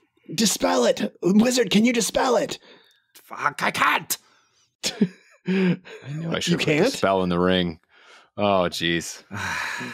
Oh, man. I sure could. Yeah, Abel had the dispel magic. Shit. It's all fucked. Okay. All right. And it's your turn. Just convince Abel she's faking. It's a magical. She's magically asleep. He can dispel it. Oh, no, that won't work. He can target it. Never mind. I was like, just target the area. Something in this area. Son of a bitch. All right, Ionus. This is terrible. Okay, I got one more. You were so excited to play tonight. I was so excited, and you were not. And I was That's like, why before not? he knew what was going to happen. Like, why not? That's not what I was trying to do, but I think shit.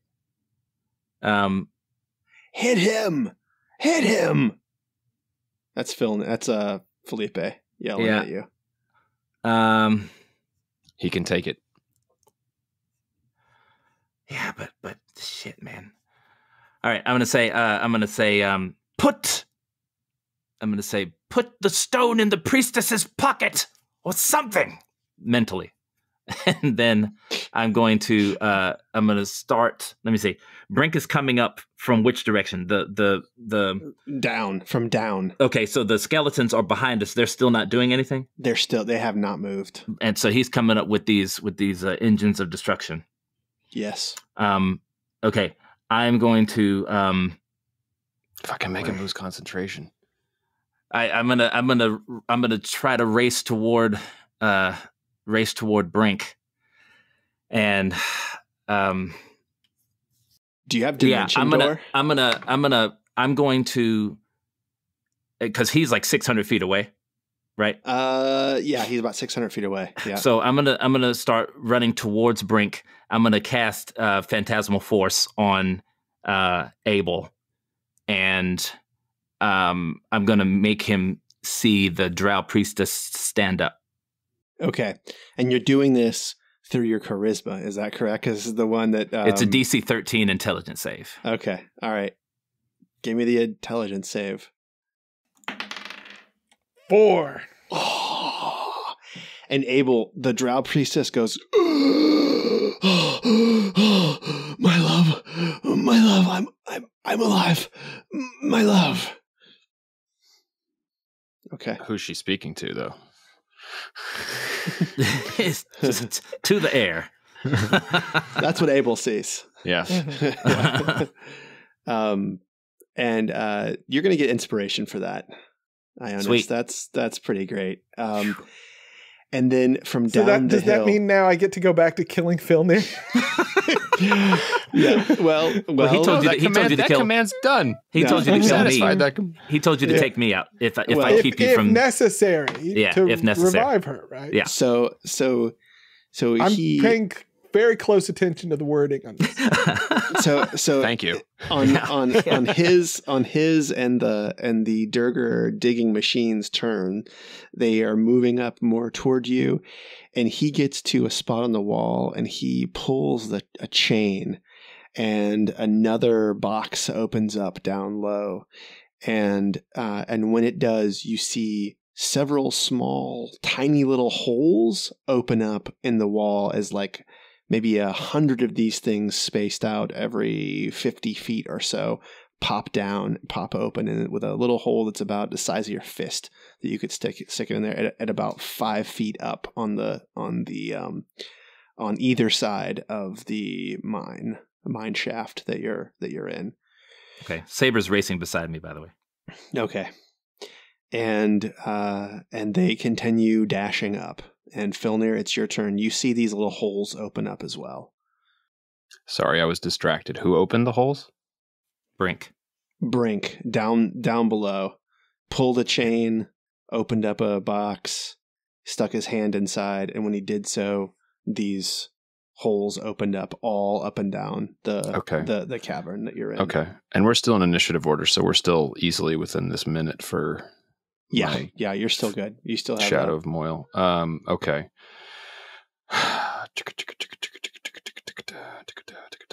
Oh my god. Felipe Madamba has Dispel Magic. Don't worry, guys. That's coming up next. And his first thought was to throw daggers at me. Exactly. What the fuck?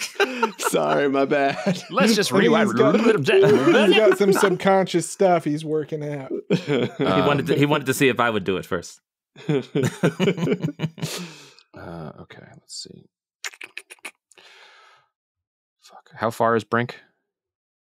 550 from you now. 550. Five. Actually, you're up further up a little bit. Yeah, he was 600. So if he hasn't moved, so he hasn't moved. He's moved okay. up a little bit. So 560, 570.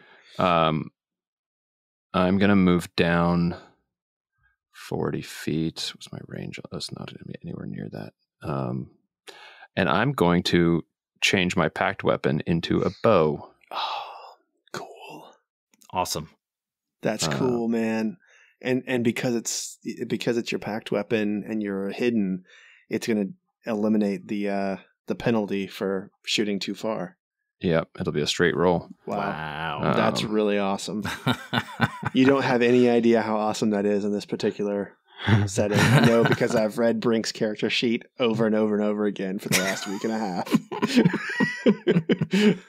Let's see. And then I think that's all I can do. Let me just check. Yeah, the range is much shorter than that. Okay.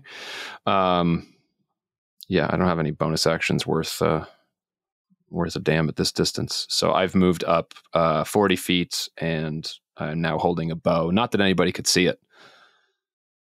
All right. And Brink says to you, Abel, "Stop standing there. Bring my love back to life.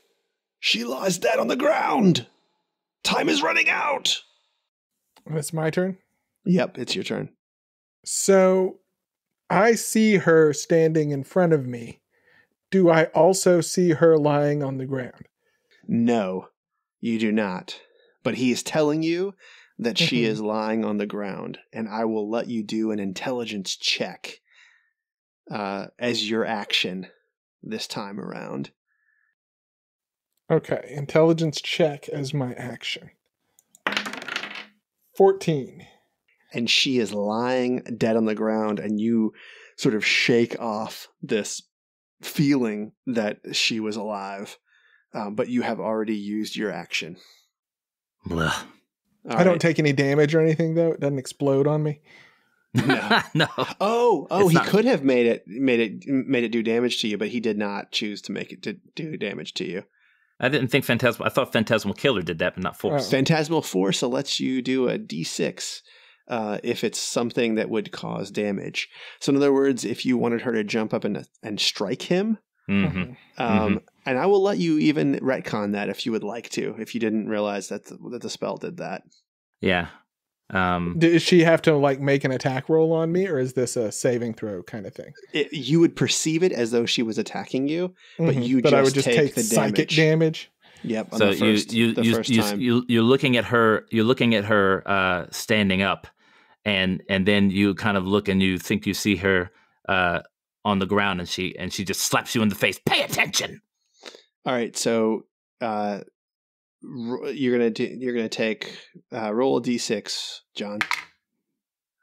6. So you can take 6 psychic damage, and you get to roll a wisdom saving throw.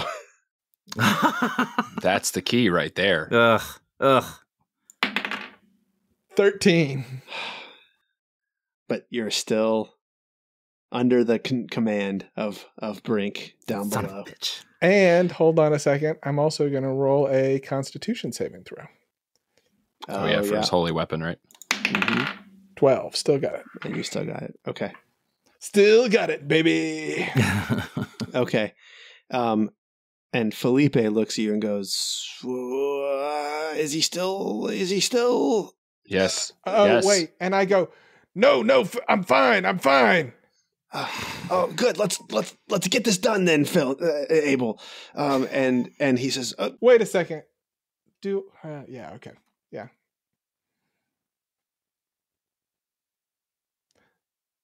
I'm like, I don't really have I guess I do have a command, yeah. I'm fine. Let me do what I need to do. he runs right past you. He says, "Very well. This is what fighting always was in the old days. Onward to victory and to honor for the Owlwood." And he sprints down. He passes Filnyr with his bow, and he gets all the way up to where Ionus is. Ain't nobody know I got a bow with me. Oh, you can't see it when I'm shrouded. I'm still heavily obscured. Oh, sorry. Yeah. I'm just a walking dust storm. So as he runs past you, Nobody knows. He goes, "That's weird as shit. Never seen that before. Don't want to see it again." And he keeps running down. This cloud of darkness. Nobody 69 knows skidoo from that shit. me. And so he's 69 skidoos all the way down toward Jonas. The full 69. The full skidoo. 69. Yeah. On a skidoo? Yeah. All right, Jonas, it's you. I dash to Oh, you gotta stay within 60 feet of Abel for your coming for the what? Casey revivifies again. But I can't see him. I'm down the. I've been running toward Brink. That's already gone. I dash toward It's all right. I'll just Brink. All right, you get another 80 feet, and you are 400 feet away from him now. Or 400 feet from the Durgers, and what is it? 490 from him. And he doesn't. So he's 90 feet away from the Durgers. Now he is. They have been moving up, yeah. And he can't do any damage to me. And he can't do any damage to you. Just that first time. Yeah. Okay. All right, Filnyr, it's you. I'm going to fire arrows at how many Durgers are there? There are 4 going up this the ramp. I'm going to fire at Brink, which normally would be at disadvantage because of the distance, but because I'm attacking from obscurity, it's just a straight roll, and I still get 2. 19. That is a hit. Yeah, baby. Feather him. All right, so the first one does 7 damage. All right, first, let me do something here. Does he have to keep concentration on something? That's right. Okay, roll it. All right, the next one. 14. That is also a hit. Yeah, baby. Shit. Another 7 damage. Okay. All right. And Abel, it is your turn. Oh wait, sorry. Wait, no, I'm gonna move another 40 feet closer. Okay. All right. And that's my turn. All right. And Abel, it is your turn. So now I can see that there is a drow in front of me and a drow beneath me. Drows to the left of me, jokers to the right. Yep. All right. So I'm going to bend down to the one that's on the ground, and I get my last diamond out of my pocket. Oh, shit. I go, Tempest, if this is your will, bring this dark creature back from the brink. I cast Revivify. All right. And and she reaches for her big staff, and she was about to hit, she's almost like a reaction hit you, and then she looks at you and says, "Downward, downward. Destroy the one with the bow." No, not the bow. Sorry. "Destroy the one wreathed in shadows. Come with me. Come with me." And she doesn't even stand up yet. But you also don't have to listen to her orders. All right. And Felipe dashes all the way past Jonas. He's 10 feet ahead of you now, and he is making his way down the shaft. And then the Drow priestess stands up, and she begins casting. And I got something else here. And she says, "Come to me, yokel. Come to me, my little yokel." And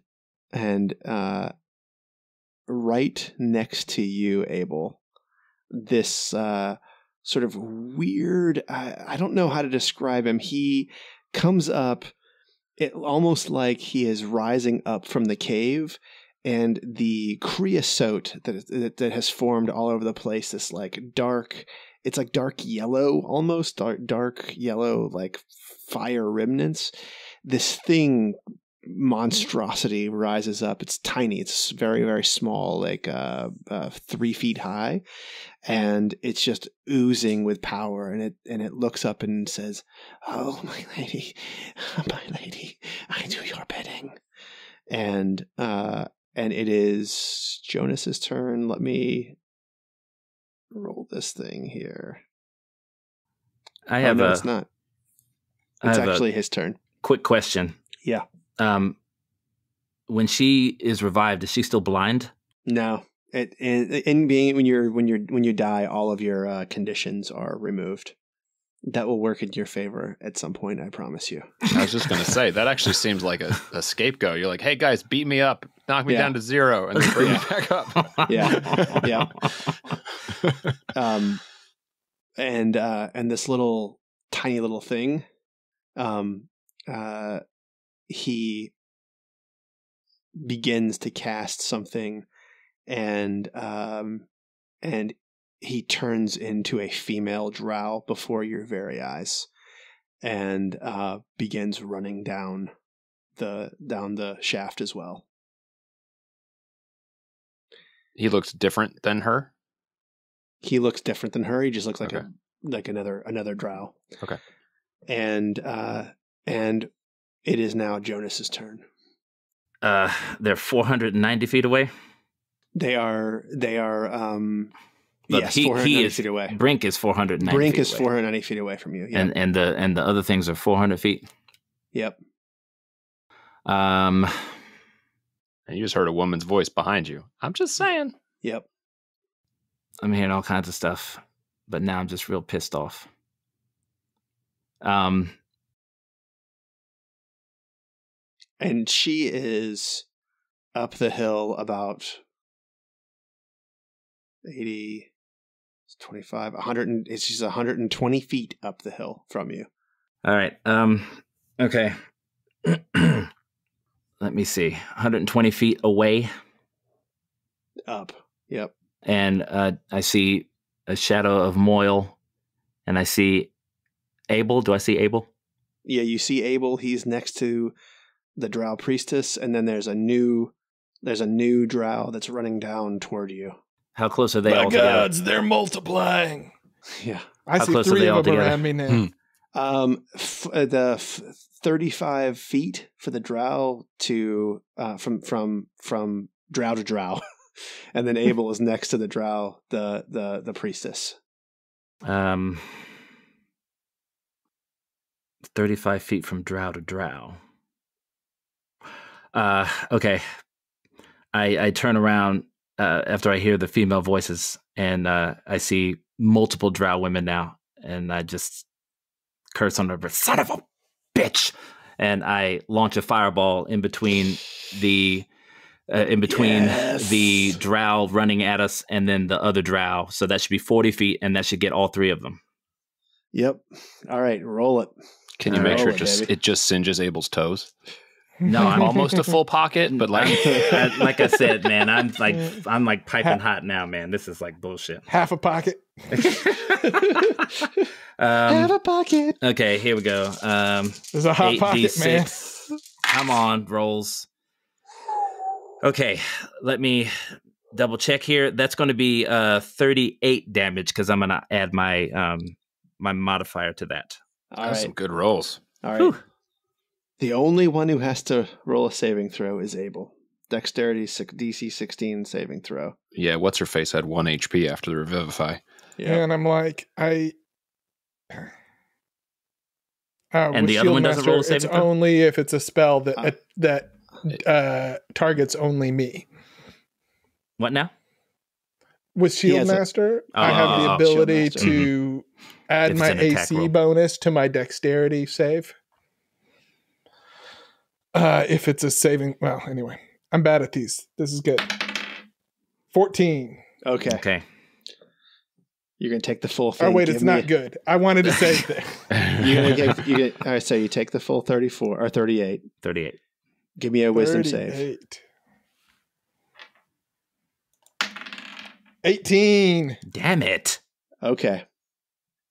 Oh, You are Wait, that's good, right? that's good. Yeah. Wait. so Yeah. let me okay. We're Okay. confused as All to right. what's I was what. so confused. All right.